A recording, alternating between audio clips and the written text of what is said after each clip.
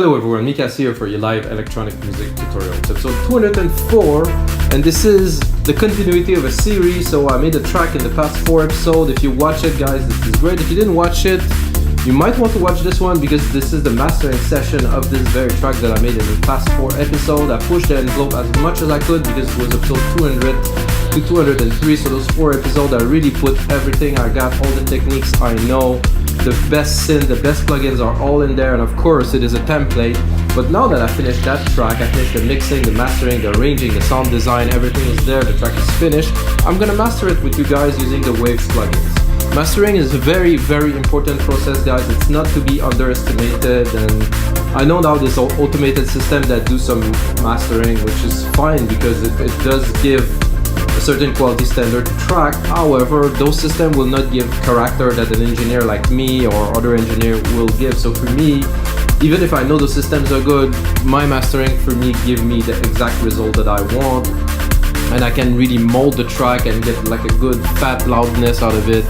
And I use only plugins, of course. The Wave plugins are the best. I use those for like over 15 years, guys. This mastering chain that I'm using now is actually 13 years old in the making. I've been like testing the plugin, doing the settings, doing the attack, the release, and changing things to come to this very chain here. I'm gonna master that track with you guys. And of course, if you're watching this episode, guys, I have another 203 episodes where I actually make track from scratch, I mix and arrange, I master some tracks from all different genres. So guys, check it out and let's get started on this session. So the track is Breakbeat. It's gonna get released I think this spring. I don't know. I'm gonna put the final touches on it with you guys, and then I'm gonna export it, and then I'm gonna upload it to some labels. If the labels don't pick it up, we're gonna release it on my labels, guys, Progressive Blues Records. Check it out if you have a second. But basically, I'm gonna play you the track flat a little bit to start, so you get an idea of what it is, and of course what it will become at the end. What I do for those specific sessions, guys, I don't put anything on the output. I put on the sidechain for my voice, so you can really hear at first the very low volume, and then if you skip to the end right now, you might want to listen. You're gonna hear the difference in loudness and like the thickness of the sound. So the way I process my tracks is always by slow incremental changes. It's never a drastic 5 dB, 8 dB of compression. It's always 2, 3. Robert Babbitt is a big fan of that. I'm a big fan of his because I was reading about this mastering process and watched some videos, and I was like, wow, this make a lot of sense. That's a while ago.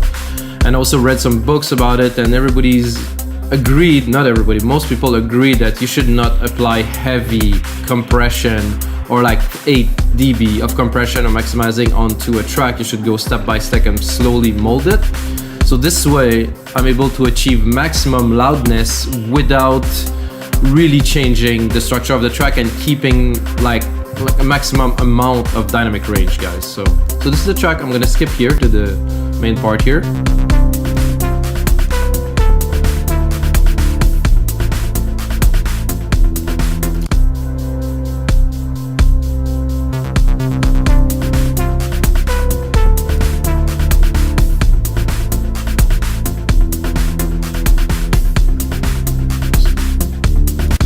So it's melodic, a bit harmonic,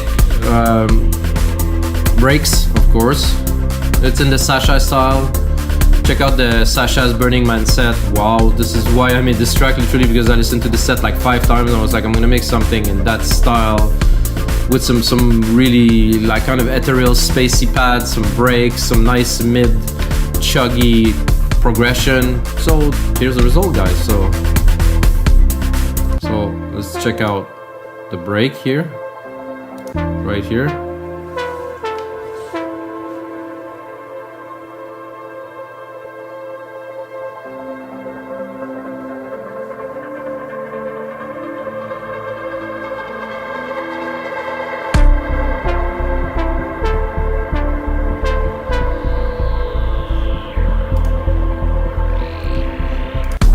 So, and then we'll go back into the main verse, other verse, outro, finish. So guys, this is the track.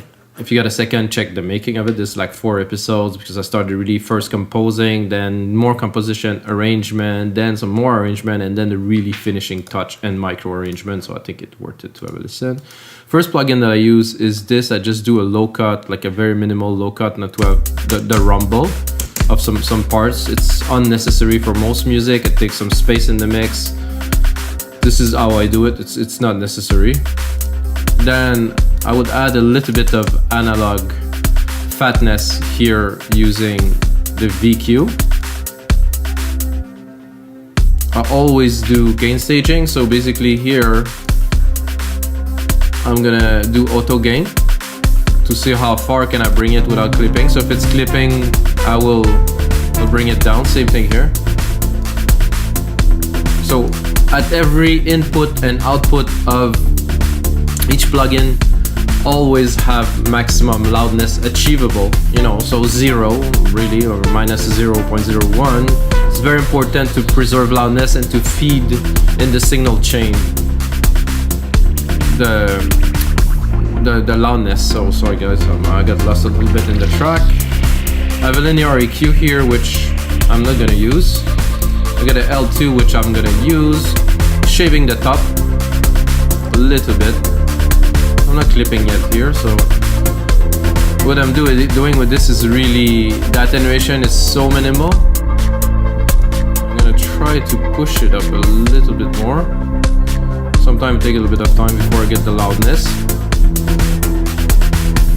So I just catch a peak. There was a peak here, I catch it minus 1.9 dB of reduction. It is not altering, it's just bringing a little bit more volume. Then I go straight into the first instance of LINMB. So I'm gonna pick a part here, which has got most or all the program in it. I think here's better with the pads. Oh no, I'll pick it here. 7.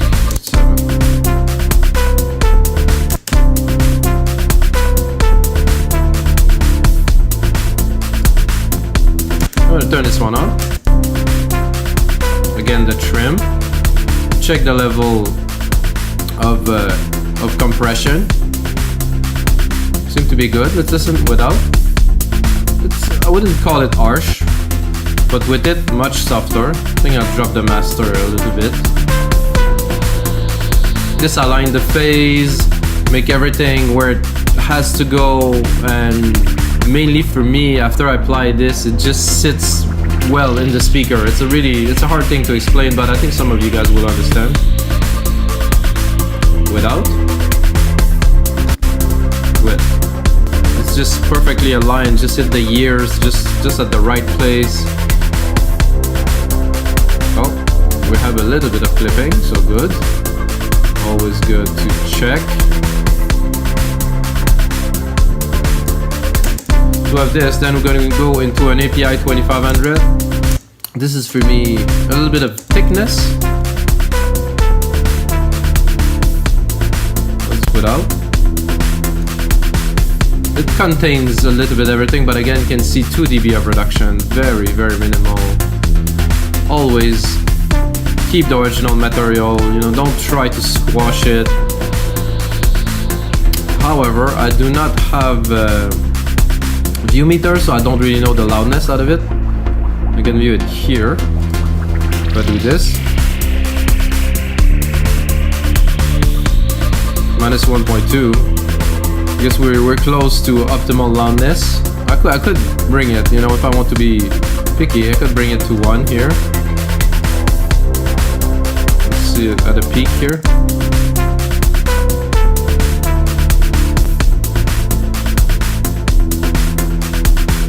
Then we're gonna continue into an SSL G, which I might or might not use, depends. I got an EQ set.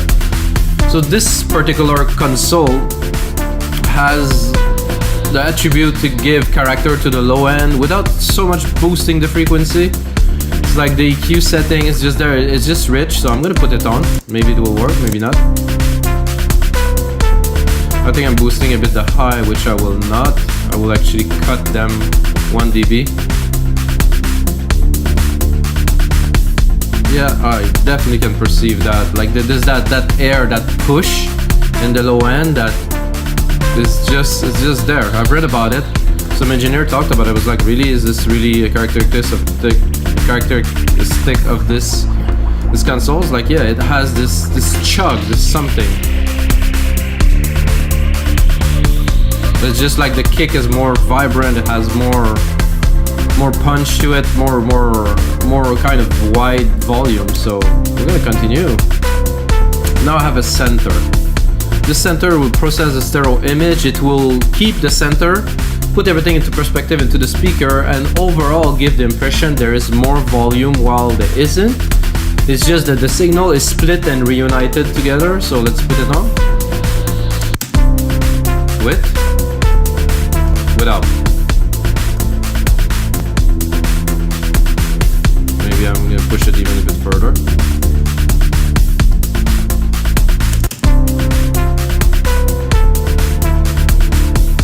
Without. You can tell the high and the punch is much more to the side. I'm not gonna put it completely to the side.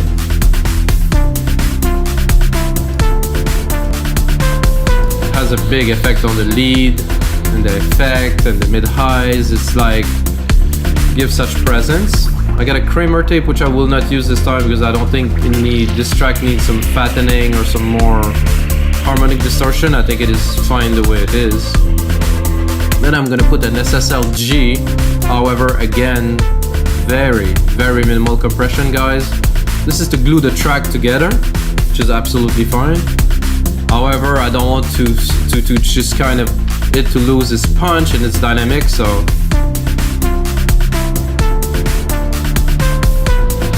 you can see here again 2-3 dB of compression. You might think I'm going fast, but I just know this chain. It's just my go-to chain that I use for so long. Then I'm gonna go into a second instance of LINMB, which is a different setting, completely different. This is an opto mastering. It's much tighter. It will restrain more, and it will really put everything into focus. So let's put it on.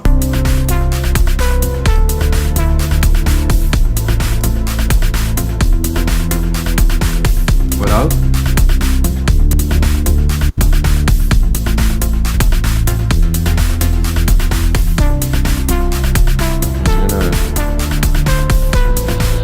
Make sure I get maximum volume out.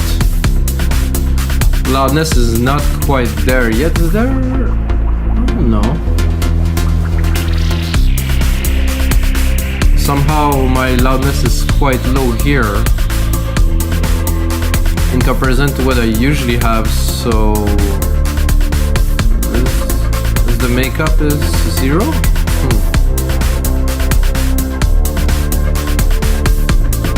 You're at -2. No, I'm actually at 0 here. However, this.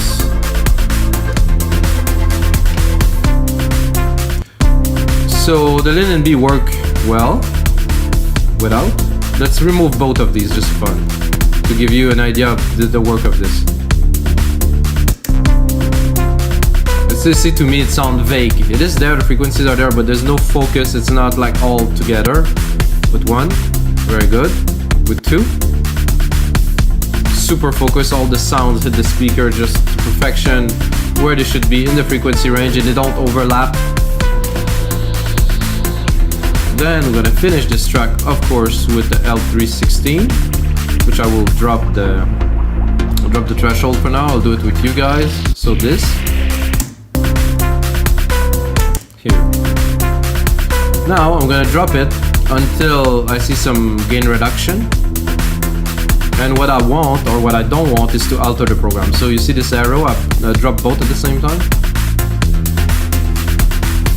I don't want the program to change. The first thing that will happen is the low end will start degrading. You know, you can really hear degradation in the low end, so we don't want that like something like this. So there's no more low end, it doesn't exist anymore. And it really start early. So if I'm going here, it's already it's squash. This I do not like, and and a big sound system, it remove completely the impact of that we want to have with EDM, so you don't want to do that. And then you can bring up the out-tuning. So now we have loudness. We have actually a decent amount of loudness. It's not too loud. It would fit the iTunes standard. I'm gonna drop the volume a little bit here.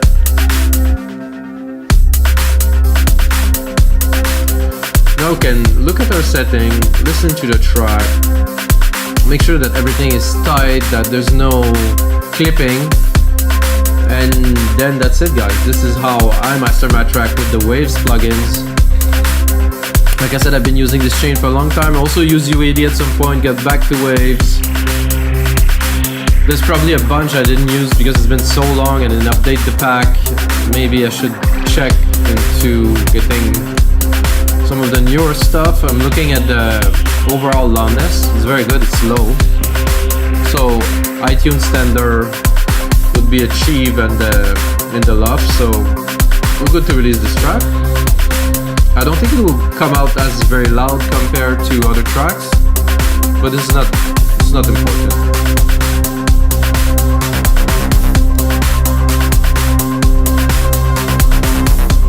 I think it sounds like one, you know, it doesn't sound like elements together, it just sounds like one song. This is what we wanted to do, so.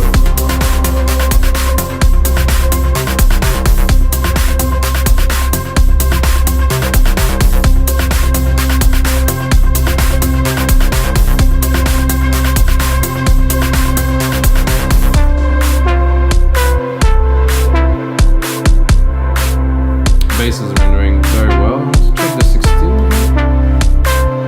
Barely any. I could put a lot more, but I don't want to. I want to keep this vibe, this chuggy kick, everything impactful.